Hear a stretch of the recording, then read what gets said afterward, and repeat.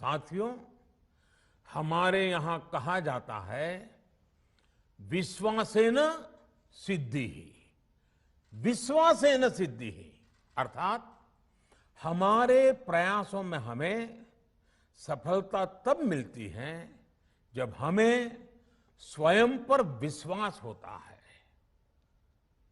हमें पूरा विश्वास था कि हमारे वैज्ञानिक बहुत ही कम समय में वैक्सीन बनाने में सफलता हासिल कर लेंगे।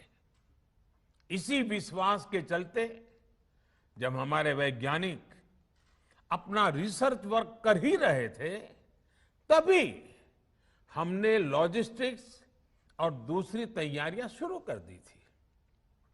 आप सब भली भांति जानते हैं कि पिछले साल यानी 1 साल पहले, पिछले साल अप्रैल में जब कोरोना के कुछ ही हजार केस थे, उसी समय वैक्सीन टास्क फोर्स का गठन कर दिया गया था।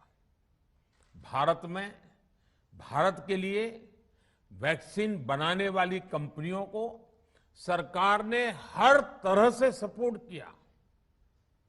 वैक्सीन निर्माताओं को क्लिनिकल ट्रायल में मदद की गई, रिसर्च और डेवलपमेंट के लिए जरूरी फंड दिया गया।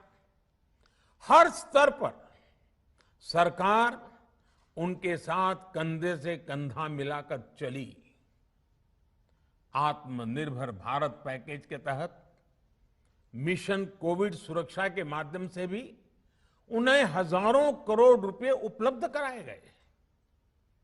पिछले काफी समय से देश लगातार जो प्रयास और परिश्रम कर रहा है, उससे आने वाले दिनों में वैक्सीन की सप्लाई और भी ज्यादा बढ़ने वाली है।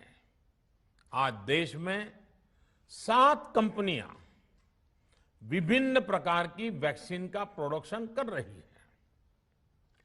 3 और वैक्सीन का ट्रायल भी एडवांस स्टेज पे चल रहा है।